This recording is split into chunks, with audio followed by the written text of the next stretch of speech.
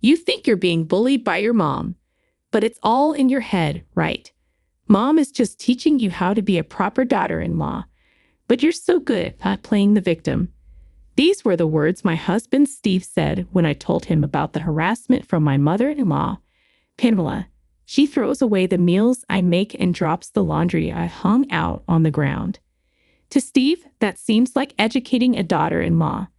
Seeing me speechless, Steve just laughed mockingly and then said something unbelievable. My name is Laura. I'm 28 and work as an office worker at a pharmaceutical company. Steve was a college friend, and we got married 3 years ago. I lost my parents around the same time I graduated from college. It was so sudden, and as an only child, I felt doomed to a lifetime of loneliness. My parents didn't have much interaction with relatives, so mostly their acquaintances and friends attended the funeral. Without time to grieve, I started working at the company where I was hired as a new grad and met Steve through a friend. Out of pity for me losing my parents, Steve often took me to his parents' house from the beginning of our relationship. His parents welcomed me like their own daughter, and I never doubted our good relationship, even after marriage, often enjoying my mother-in-law's cooking. I wanted to continue working even after having children. If I couldn't leave our future children at daycare, there would be no one to help me with parenting since I lost my parents. When I shared this concern with Steve, he said, "Cram will take care of it," and things went smoothly. I ended up living with Pamela at my in-laws' house. My father-in-law was away on a job assignment, so it was just me, Steve, and Pamela living there. Things were fine at first, but after 3 years of living with my in-laws and not being able to conceive, Pamela's attitude towards me changed noticeably. She would say, "Laura, how many times do I have to tell you? You're the youngest in this house, so you should do the housework." On weekends, Pamela would always push her cleaning and laundry onto me. Even though I was living in their house and doing most of the household chores, Pamela just didn't seem to like me. She would purposefully drop my freshly laundered clothes in the yard and dirty the wash dishes, making me wash them again. She constantly nagged me over trivial things and lectured me about not being able to provide grandchildren yet. I was already feeling broken inside, and Steve's lack of understanding made it worse. I repeatedly told Steve about Pamela's harassment and insults, but his response was always, "You're imagining things, overthinking it." At that time, Pamela never harassed me in front of Steve, so maybe he couldn't believe his mother would do such awful things. But even without that, Steve's attitude was unacceptable. It was as if Pamela was the victim and I was the villain, making me realize I had no allies in my in-laws' house. Once Steve showed he didn't believe me, Pamela's harassment intensified. What used to be done behind Steve's back now happened even in front of him, like verbal abuse and harassment. Finally became pregnant around this time, but even as the tough period of morning sickness passed and I entered a stable phase, my heart wasn't light. Going on maternity leave and being constantly subjected to Pamela's relentless harassment, and Steve not only disbelieving me but joining Pamela in belittling me were the main reasons. Even Steve, who was so happy when he first found out about the pregnancy, now joined Pamela in calling me a woman who does nothing but eat and sleep. I knew stress was bad for the baby, but I saw no solution. Despite the situation, the only person I could turn to for help was Steve. I decided to have a serious talk with him, recounting all the mistreatment from Pamela and hoping for a change in his condescending attitude for the sake of our unborn child. I picked a weekend and approached Steve, who was relaxing in the living room. "Hey, there's something I want to talk about." As I said that, Steve lazily lifted his face from his mobile phone. "Lately, both you and Pamela have been really cruel to me, and when Pamela harasses me, you just ignore it and pretend it's not happening. Can you stop doing that?" Steve, seemingly unsure whether to listen or not, stared blankly into the distance, then mockingly focused back on me. That's just you overreacting. What mom does isn't harassment or anything. How can you say that? Throwing away the food I make without touching it, deliberately littering my room, isn't that harassment? Maybe mom is just trying to educate you to be a proper daughter-in-law. Why can't you understand that? Steve's words made my vision blur with disbelief. I unconsciously placed my hand on my stomach and looked down. There's no way I can raise a child in this awful in-law's house. Steve and Pamela's mindset will definitely have a bad influence on the child. Maybe it's normal for you and Pamela, but it's hard for me. I'm at my limit. My hand on my stomach trembled slightly. My anguished cry tore through me, but it didn't reach Steve. All that came back was his mocking laughter. At my breaking point, Steve said, "If it's so bad, why don't you leave? Neither mom nor I would be troubled by your absence." Steve's unexpected suggestion stopped my thoughts for a moment. But then I exclaimed, "Supporting my belly? What are you saying?" "I'm pregnant, you know." Steve looked at me as if to say, "So what?" and let out a dry laugh. "Huh, that's right. You have nowhere to go if you're kicked out.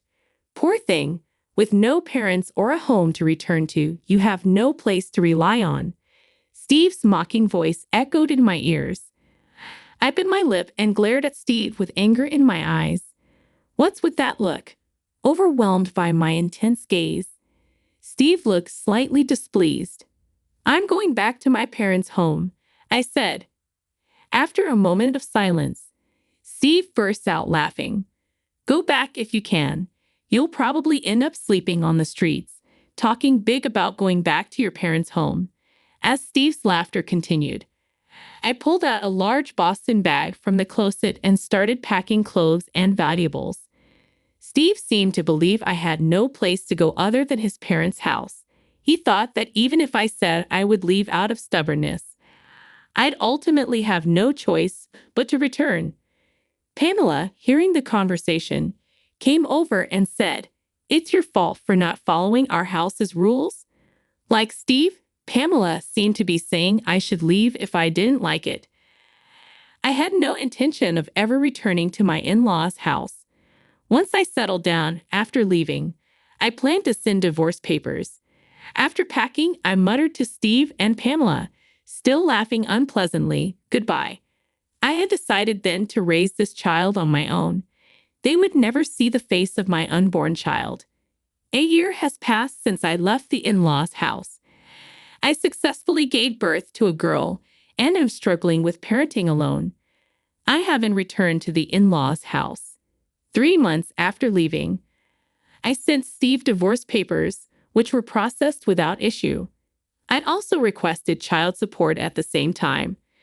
But Steve hasn't paid child support, so it seems I'll need to talk to a lawyer and negotiate with him in the future. Trying to lift my sinking spirits, I looked up at the towering high-rise in front of me. A sign saying "Model Room Open for Viewing" stood at the entrance, and occasionally other visitors came to look around. I was thinking of buying a condo before returning to work. Where I'm living now is far from both my workplace and the nearest childcare center, making it inconvenient. Considering I'll be raising my child alone, I want to settle down in a fixed place soon. Fortunately, I have ample funds to buy a condo. After registering at the reception on the first floor, I was shown to a room on the top floor. Following the guide, I rode the elevator up.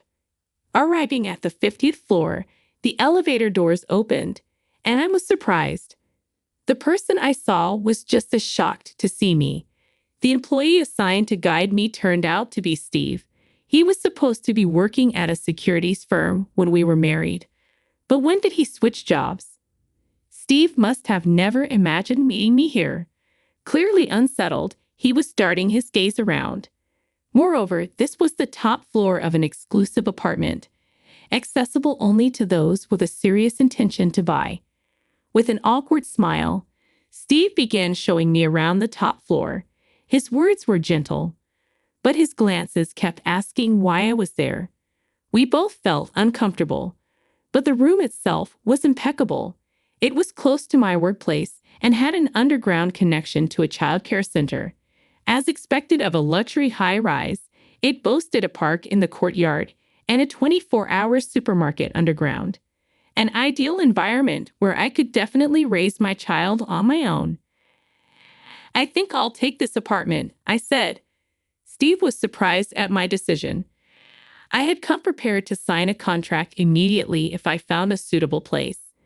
However, Steve didn't bring out the contract, no matter how long I waited. Just as I was about to question him, Steve's lips quivered. "There's no way." "What?" "A single mom going through a divorce can't afford the top floor of a high rise." Steve's face showed a mix of emotions. His expression, neither anger nor jealousy, seemed accusatory. "Did you catch some rich guy, or are you doing some unspeakable job?" I stepped back as he closed in. "No, I just sold my family home for a bit more than expected." "Your family home?" And then recounted the events of the past year. After leaving my in-laws, I moved back to my family home, which was in my name. Both my parents had passed, and the house was too large for me alone. The impressive water garden, a hobby of my father's, must have added to its value. Just before the baby was born, someone wanted to buy it, but that doesn't mean it would sell for enough to buy the top floor of a mansion, right? Steve's skepticism was understandable. The house was old and showing wear. I thought it would only cover living expenses for a while, but the buyer was a well-known, wealthy individual. He was more interested in the water garden than the house itself, offering 5 times the market value for it. I explained that the garden was a hobby, not professionally landscaped, and that I barely maintained it. However, the buyer liked the foundation and planned to have a gardener reshape it to his liking. His willingness to pay so much, even after seeing its current state, led me to sell the house. He even added a living allowance to the price as he felt bad for buying me out. This allowed me to live nearby in an apartment, focusing on childcare without financial worries. Hearing my story, Steve's eyes sparkled briefly, then his attitude changed, and he humbly apologized. "I'm sorry about what happened. Can we start over?" Confidence oozed from Steve's face as if he was sure I wouldn't refuse. But I didn't take his offered hand. "I can raise my child and live well without you. I have no desire to live with someone who looks down on others." At that moment, Steve's face turned to anger. His face reddened as he glared at me. "You're refusing my offer to remarry you?" A colleague with the contract appeared behind Steve, perhaps curious about our long conversation. I glanced past Steve to greet the colleague, but Steve seemed oblivious. A woman being rich is just wrong. Women should just quietly support their men and stay at home. The colleague's face went pale. I silenced his attempt to intervene with a look. "Is that all you wanted to say? So you think you can look down on me now that you're rich? You were better off as a lifetime servant in your husband's house." I sighed and turned to the employee standing frozen with a stack of contracts and documents. "I can't make a big purchase from a company that employs someone who talks like this." At my words, Steve finally turned around. The employee, realizing he was being addressed, rushed over and profusely apologized, almost scattering the documents in his haste. "I'm so sorry. My subordinate was incredibly rude to you." "Come on, you apologize too," urged by his boss. Steve seemed to finally grasp that things were going badly. He apologized repeatedly along with his boss. "Please stop," I commanded. The two hesitantly looked up. "I won't buy it anyway." "I'm sorry, I'll look at other apartments." Their expressions turned to despair at my words. "Wait, I take back everything I said. Just this contract. Do you really think I'd make a deal that benefits you after all you've said?" Steve looked defeated. The outcome was clear. It was a loss for Steve, who knew nothing but to look down on others, and the boss, who probably hoped that our being ex-spouses would smooth things over, hadn't stopped Steve's tirade. I didn't feel much sympathy.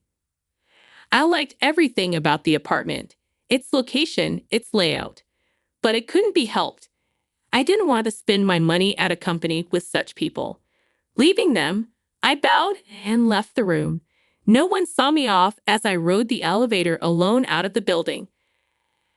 I didn't look back as I walked away, searching for another model apartment. Later, I heard through Pamela that Steve had not only lost the big contract for the top floor of the high-rise, but also faced a pay cut and demotion for his verbal abuse towards me, a client, leading to his resignation. After resigning, Steve struggled to find another job, resorting to alcohol and gambling, with Pamela taking care of him. I once met Pamela at the supermarket. My son isn't working and stays at home taking his anger out on me. I'm sorry for everything. Please remarry him and come back, she pleaded. I quickly responded, why don't you leave the house if it's so bad? Pamela's face fell in despair, and I felt a slight sense of relief. I purchased an apartment in a different building and returned to work after putting my child in childcare. The money from selling my family home was more than enough to raise my child, but I loved my job and was asked to return, so I did. With a recent promotion, I'm now living a fulfilling life, juggling work and childcare.